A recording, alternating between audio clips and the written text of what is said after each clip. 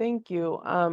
In that light, um, we as civilians are not in the system of planning. How many years are you all planning out right now? Like, I'm sure what's coming down the pike in 2025 is not necessarily being planned right now. We're in the last quarter of the year. How far are you all planning these pieces out? Great question. I'm glad you brought this up because I think sometimes people feel that what we're talking about in terms of let's say adding additional uh, transit service or building out transit lines, like you make Mm-hmm. this decision today and tomorrow is going to be built, and that's just how it works. Yes. We are planning horizon, and again, this is in consultation with the Transportation Planning Organization, is usually 20 to 25 years. So right now, we are working with the TPO to finalize their long-range transportation planning effort. And as a result of that, that horizon year, when we say horizon year, that's the year that you're planning for, is Okay. 2050. So 2050. 2050. Okay. So we are looking that far out in terms of, okay, what are the projects that we need to consider and contemplate to be able to Mhm. address the transportation issues today, but also prepare for the growth patterns in the next 20 to 25 years. Mhm. So inevitably, what we are building today, somebody thought of 20 years ago, Yes. especially on the transit side. So that's why it's important that you ask that question because it provides context, right? So Mhm. and I'll give an example. I mean, one of the projects we're working on now, which is our commuter rail project, we call it the Northeast Corridor, but it's a regional commuter rail service called the Coastal Link. Okay.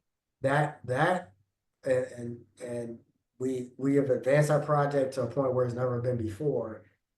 It Mhm. is taking the county over 12 years to move that project, and that is providing commuter rail service on an existing corridor that already has tracks in it. Okay. So Yeah.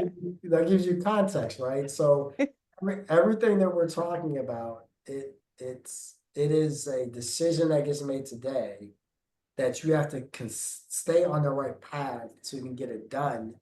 And it will take 12 to 15 years to deliver all of this work. And that's without having any issues or hiccups or Mhm. roadblocks and the like moving forward. And that's just the way these transit projects work.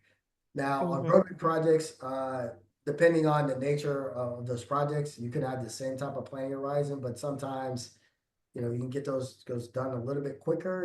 If you're talking about a repaving of a roadway and the like, as long as you have the money, you can plan for it Yes. in a shorter time period. And what we have is called a 5-year plan. Uh, Mhm. we try to develop on our capital side so we can say, okay, we've identified this need.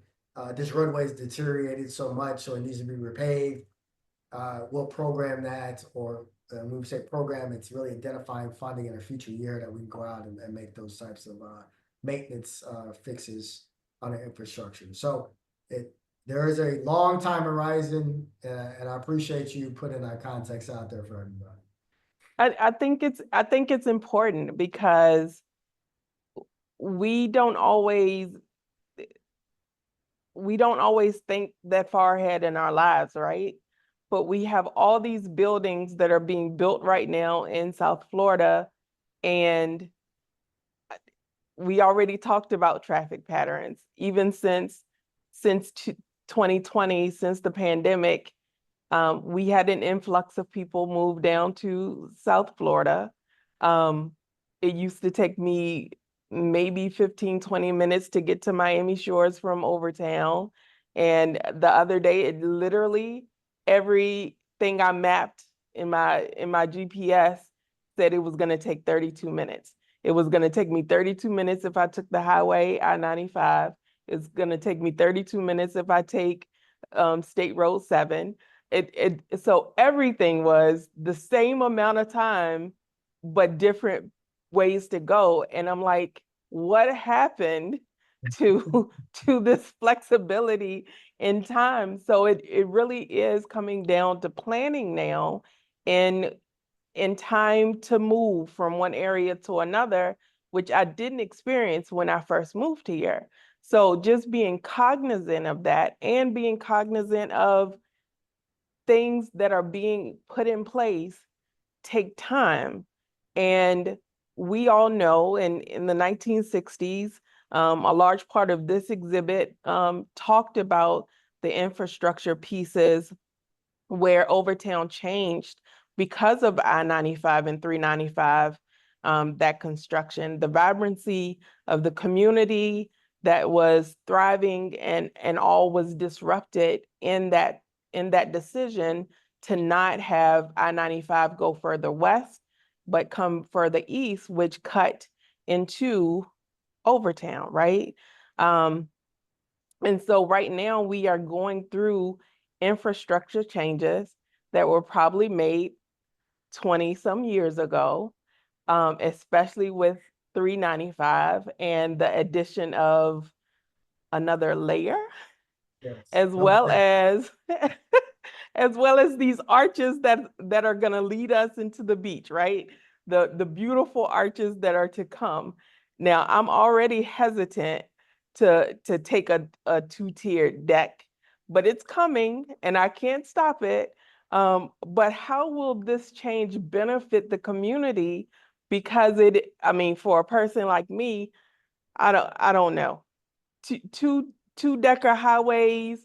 I've seen it up north, been through it through Philly and all, and I'm like, I don't know if I'm gonna be ready for that action. But it's 25 years later, I'm sure that this all is rolling out right now. A lot of construction has been happening in Overtown for over the last few years to prepare for this project.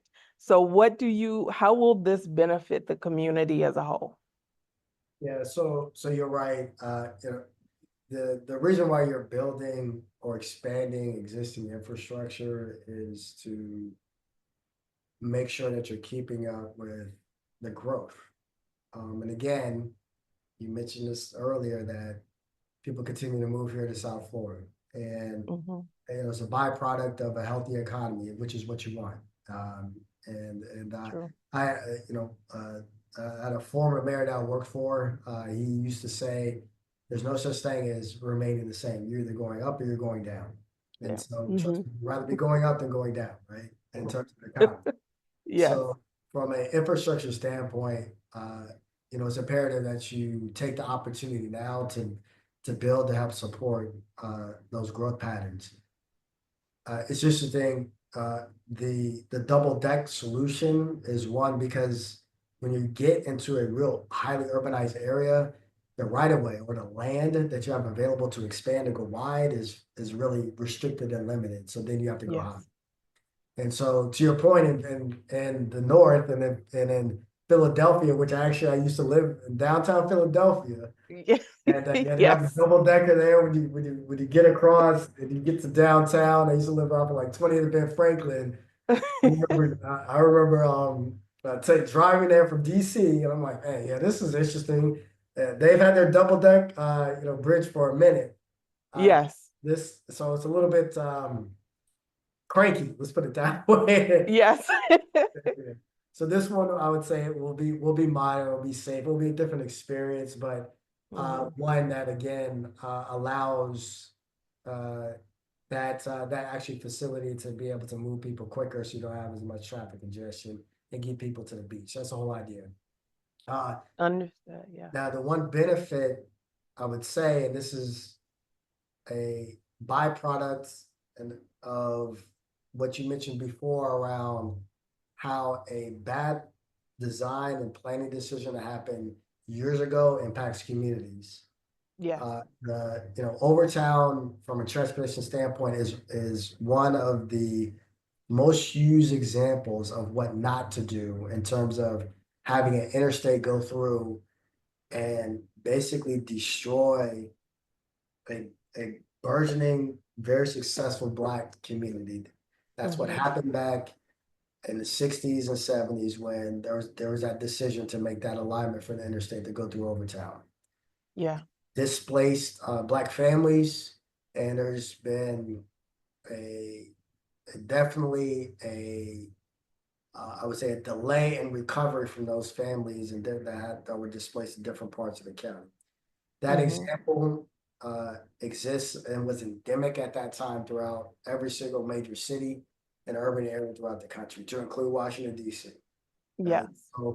So now you have the opportunity again, you fast forward 40, 50 years later, there's at least an understanding and appreciation and more of an appreciation about that bad planning and design that happened 50 years Yeah. ago, than to not repeat that now.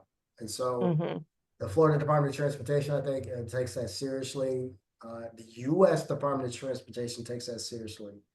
And so as you're expanding the existing infrastructure, part of that design needs to contemplate of how you are going to use this opportunity as a part of that infrastructure project to reconnect communities and really provide transportation infrastructure that helps uplift communities and provides access as opposed to dividing communities and separating people out and displacing folks.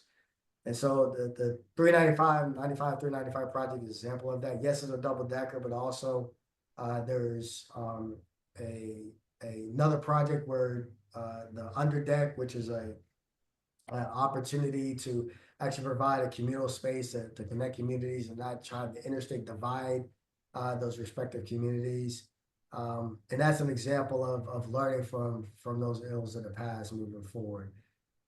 And it's been interesting with this current administration of how Yeah. they've been figured out ways to actually fund those types of projects that have that type of focus on reconnected communities. So whether it be through that type of infrastructure or a lot of times you'll have bridges to certain communities that did not get built for whatever reason because you didn't want those folks from that community to have access to another more affluent community.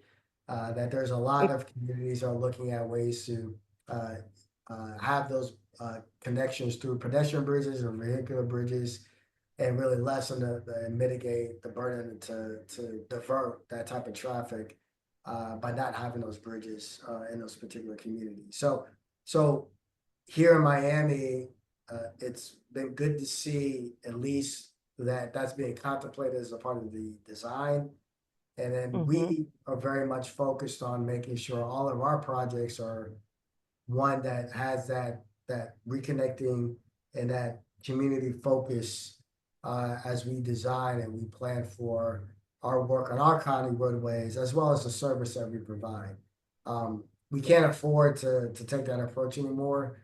I think the country's evolved, a lot of our communities have evolved, and our responsibility as the government is to ensure that we're building out that infrastructure that's knitting back our communities and that's allowing the a quality of infrastructure regardless of what your socioeconomic background is or where you live. Definitely. Thank you for that. How do you see on that line the current construction of this I-95, 395 that's happening as an opportunity to show Overtown's repentance for the initial eminent domain development that destroyed and displaced so many of its early residents of Colored Town? Yeah. Now, that's the project is one that's being led. It was planned for, designed for by the Florida Department of Transportation. And we've been a partner with them and providing comments and making sure that it's addressing not only the way that the main infrastructure for the interstate is being designed, but also when you have that large scale of a project, you also have the connecting streets as well. Yes. And so the ways that the actual ramps that connect into the interstate, the the grid, that's especially downtown. We've worked with them to make sure it's designed in a manner that you have the ability to design those streets that are much more pedestrian friendly, bicycle friendly, as well as vehicular friendly, and help support not only the residents that live within the downtown area, but also provide those opportunities for businesses to come into the area so you can have a burgeoning and flourishing community. And so it's not all, a lot of times it's not all about the interstate. It's a lot of times it's how do you access the interstate and how do you provide that street network that's one that's more supportive for those communities as opposed to just, hey, it's only a on-ramp to get onto the interstate. And so those are Yeah. kind of the design aspects that we provided feedback on to make that project one that's beneficial for everybody here in Overtown. And hopefully, Yes. you know, at the end of the day, once people, you know, see what is getting built, it'll allow people to be able to get around easier in the Overtown area, and that can be nothing but benefits to the residents that live in Overtown. Thank you so much for that. Because you are transitioning to work on the Underline, which will run from Overtown through the Bay with this 395 project that's happening. What excites you most about transitioning to that project? So I I think the Underline is a very unique project, not only to Miami-Dade, but one that's unique and special to the country. And Mhm. you know, it's one of these things where you know, people have heard about it. They may not know what it all entails, but at the end of the day, what this project is, it is connecting business, entertainment, education, nature, and health activities, all within 10 miles and 120 acres worth of Mhm. space that's all accessible by walking, biking, and transit. Yes. There is not another project that exists like this in the country. And so, and this is just a start. I mean, there's this concept can be expanded and go to different areas within the county. And quite frankly, um, it is something that those of us who are in this transportation planning space or the industry itself, these are the Mhm. types of projects that we study, we work for, and our dream projects. Mhm. As an example, I used to be the president of the National Association of City Transportation Officials, NACTO, Yes. and I can tell you that that organization has basically every major city that's a part of it uh, here in the US as well as in Canada. And these are things that Mhm. we talked about. We said, how can we design and build our cities the way in which the underlying Yes. is doing? I mean, so basically, it is the example and the penultimate way of having infrastructures to be built that can really help support communities and build communities, and then be one Mhm. that is considered an asset for so many people that live within proximity or so many people that want to come visit and experience what the Underline has to offer. And so that's what uh, when I first moved down here, one of the as I kind of traveled around, one of the first places that I ended up going to was actually Brickell. That first phase was in the Mhm. backyard, and I looked at this project and I said, "Whoa, what is this?" And as I Yes. learned more about it, I'm like, this is unbelievable." And I'm saying, how come we haven't heard about this at the national level where I was running this organization? So Mhm. it's one that's special, and folks should really feel proud of all the effort that's gone into it. And it's one that once it's complete, which we are working on completing phase 3, which will be done in 2026, people Okay. will really get to see how valuable and fantastic really this project is, and everybody has the opportunity to really take advantage of the experience that the Underline will be able to provide. it goes back to the fundamentals of using this space to reconnect communities and the community build. And so I'm excited about the opportunity to step into this role, to engage with so many different communities and stakeholders, and from our elected officials, from the municipalities, as well as different organizations, to help them understand what the project is, what the opportunities are, and to provide those opportunities to have people come in and enjoy this fantastic space and be one that can truly provide that great Miami experience that we all love. Yeah, I know. So I know during the pandemic, they were having community meetings. I attended several of those for the underdeck, it's the underline, especially when it came to Overtown.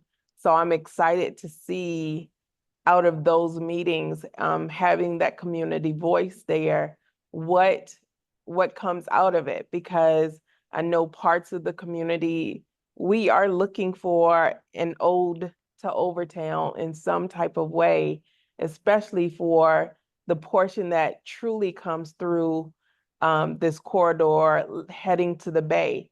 At one point, a large part of what is other areas now, Midtown, Wynwood, parts of leading toward the bay, where the Arch Center is, there has been acknowledgement that these parts were at one point considered Overtown. So what do you think is the opportunity of paying homage to Overtown? And is there an opportunity to right the wrongs of the past? Should residents accept the new deal of what comes with this new bridge and these pieces? Yeah, definitely. I think it's imperative to make sure that this type of infrastructure uh, acknowledges the history of Mhm. what's surrounding the infrastructure, and there's multiple ways of doing that. One, uh, sometimes if you don't understand the history, you're deemed to repeat it, and so the way you do it is you document it. And Yes. there's ways in which that you can do that, and that's where having that community feedback to ensure that yes, things might have changed, but you're not going to erase the history, and you have Hmm. to respect and appreciate that history through acknowledging it and amplifying that. So anybody that comes to this specific space understands where and what they're standing on, and what the history and how we got here, and who was a part of Yes. that history as well. So that's very, very important. I think the second piece is that these public spaces are ones that you can program. And we would say program as in we're talking about activities that can engage the adjacent communities. And Yes. that's where the opportunities are. And I mentioned the fact that, the underline is similar types of projects like it. Really, it's the opportunity to link the every from business to nature, culture, and health. Hmm. Those are opportunities to engage communities and the members of those communities to use that space to have those types of activities.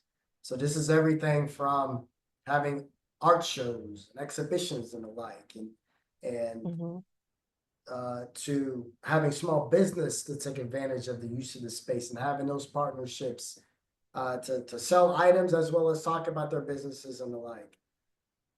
The opportunities are vast and they're endless, and it's Hmm. about making sure when we are looking at those partnerships that we have people that are engaged, that we provide that type of outreach, we get that Hmm. feedback, and people are taking advantage of this public space, and it can cultivate those opportunities where everybody can benefit, from business to the residents to experience culture and nature and the like. And again, knit together those communities. And so those are the two aspects of what I see, uh, of what people should experience and expect in the Overtown area around these public spaces. And there's definitely momentum and excitement around how these projects can help create and cultivate those experiences. Definitely. I know I've experienced the underline in Brickell. This morning when I had a sound bath and I took US 1 down into Coral Gables and saw all the beautification that's happening with the Underline there. I'm excited to see this bright green show up in Overtown as it looks to pay homage in some type of way to the community, because I know that's what the community has voiced to the committees that we have set on through this process of planning. We're excited.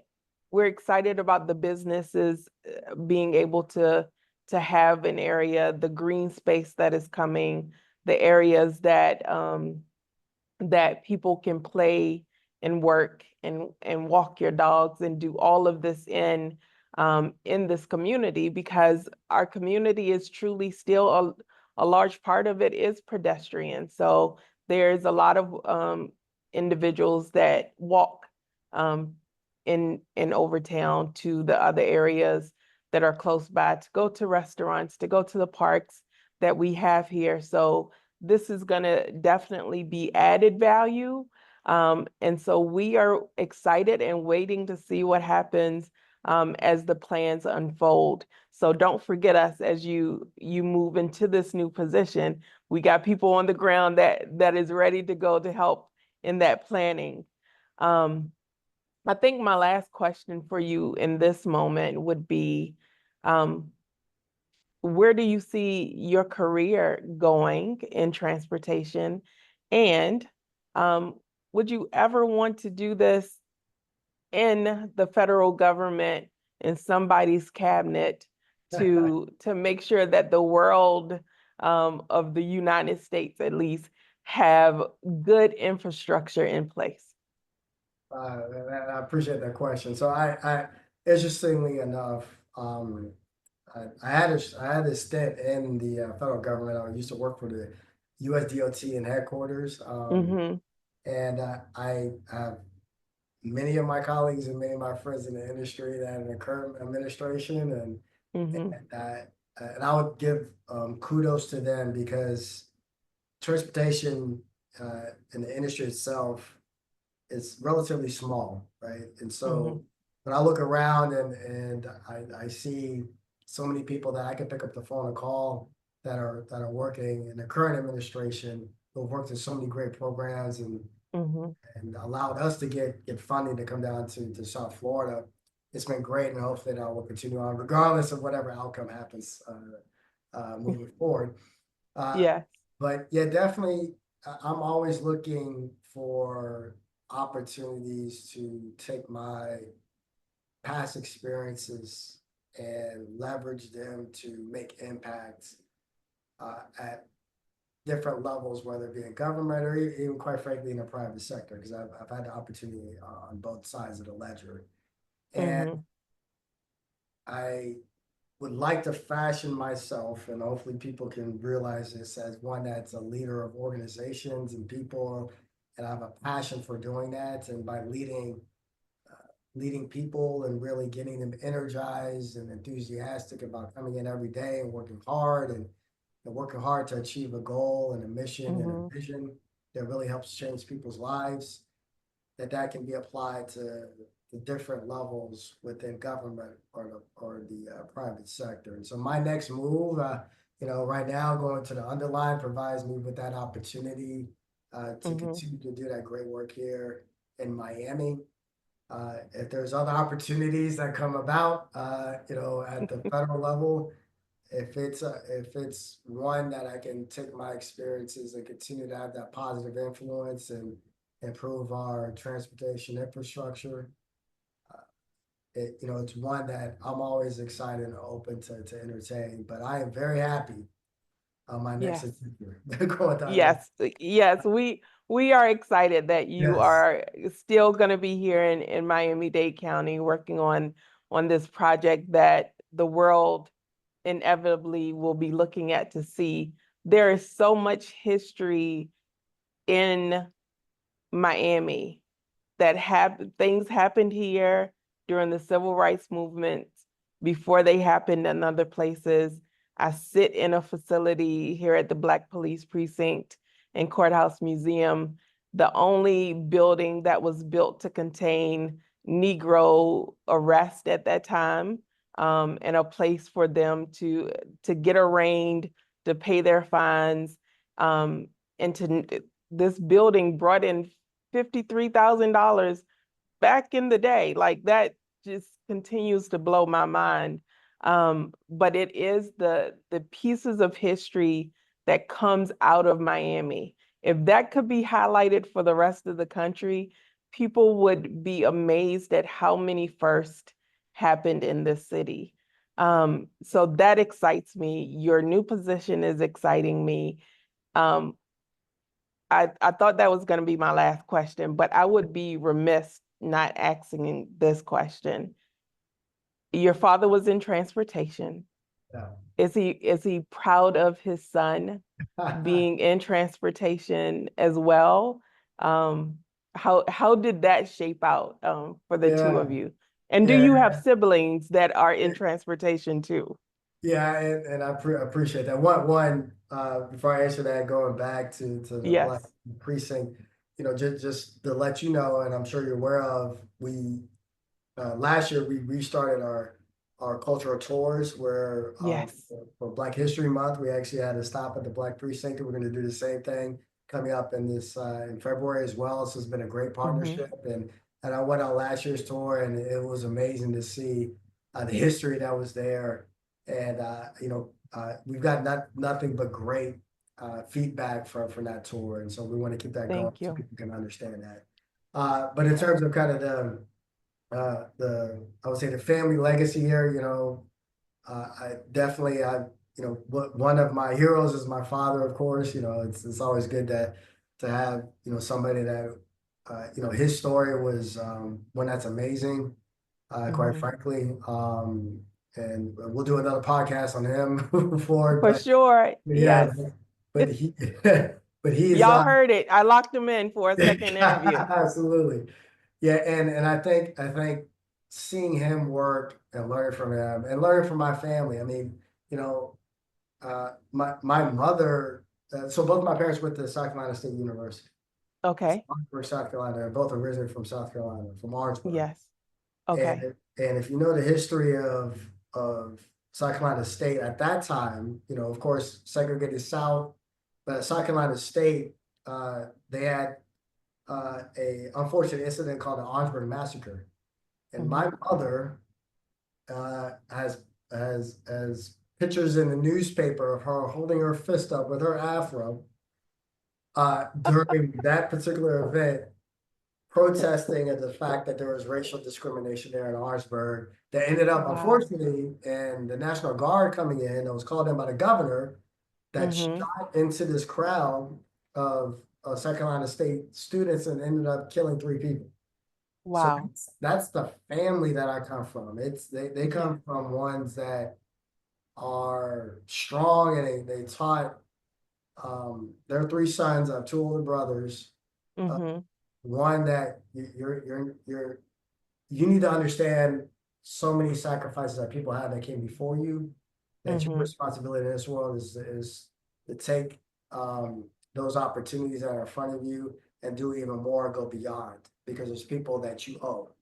And Yes. and it's something that definitely I've had the opportunity to expand my career and gone on to levels and worked very hard. And I take that seriously because that is a legacy that I want to continue to live and Mm-hmm. leave for people to come behind me. That every step that we take and we advance is really for the next generation to come on and take that mantle and do even better. And so if you talk to my father, I'm pretty sure he will tell you that he's proud of his son. He's proud of and all of his sons. All of us are doing well. And as you know, it's Oh, difficult these days to raise 3 Black boys in today's society. And yes. we're all on our own and doing our own thing and doing quite well. So very appreciative of the sacrifices that my parents have made Mm-hmm. over the years to raise our family, and our responsibility to continue on that legacy and to make sure that people are benefiting from my hard work and leadership and making sure that we're making our community much better. Definitely. One part of the story that I tell people having worked in a museum now, is that your history, your family's history, the stories that we tell each other, truly, many of us are making history. And to take that time in that moment to think about the legacy we are carrying on, to think about what the stories are in your family, what that legacy looks like in the pictures that we have from childhood that we save. So many pictures are ending up on our phones and not being printed these days, but it is that piece of history and sharing your family's history. You never know what connection people make. So we encourage people to think about their history in that way. Um, I'm sure someone in South Carolina would love to have your parents in the oral history right now to say what that was like to go through that experience. Because if we don't document these pieces, we will not have the stories to carry on. And Absolutely. with all the technology we have today, we must tell our stories.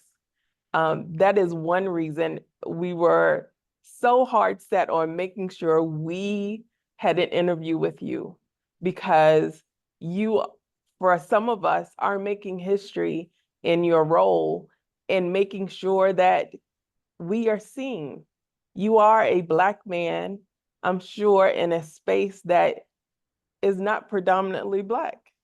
When you go to conferences and all, you have made a career in transportation, and so many more, whether they are going to North Carolina A&T and other institutions that have transportation and economic tracks. That piece is going to be so important. So I know A&T is always knocking on your door, and if they're not, they will be after this interview, because I will make sure I send it up there. I appreciate it. Yeah, and I had the opportunity. They did a expose on me not too long ago, so they definitely recognize my current role here in Miami, and that's Mm-hmm. good. So I'll send that to you so you can get an idea of how they highlighted my Miami experience and my overall experience. But yeah, and to your Perfect. point, a lot of times we especially when it comes to Black history, we talk about the major names, the known Yes. names, but people don't understand that there's individual people that have done so much to make change, and sometimes we miss Yes. it. And I really appreciate the fact that you're open and that you're encouraging people to tell your story, tell your family story, because you'd be and then sometimes when you're working in it and you're dealing with something Mm-hmm. today, you don't step back and reflect and say, okay, yeah, I've done something that's special that needs to be documented and appreciated. Mm-hmm. In that time to show that level of respect really truly helps not only collect the history, memorialize it, but also to encourage the next generation moving on. And so definitely appreciate the opportunity to share, and I'm always open to having these discussions and keep on, doing what you're doing, from the well-known folks to the folks that may not be well-known. Everybody has a story, and if you're working hard and you're in a space where you're doing something special, it should be appreciated, and you should take that and document and respect it, and then hopefully you'll encourage people to move in your footsteps Yeah. and follow that path that you might set forward. Yes, for sure. Thank you, Thank you. Eulois Cleckley, Yes, for your time and energy today. Um, may your path always be blessed. thank you And very much. and wherever you walk and whatever you touch, may it prosper. Because we are looking to see the history that you are going to make here in Miami and whatever the future holds. Thank you very much. Thank you for the time today, and continue the great work. And this has been a great conversation. Definitely a blessing to be a participant in it. So thank you. Thank you so much. I Thank appreciate it.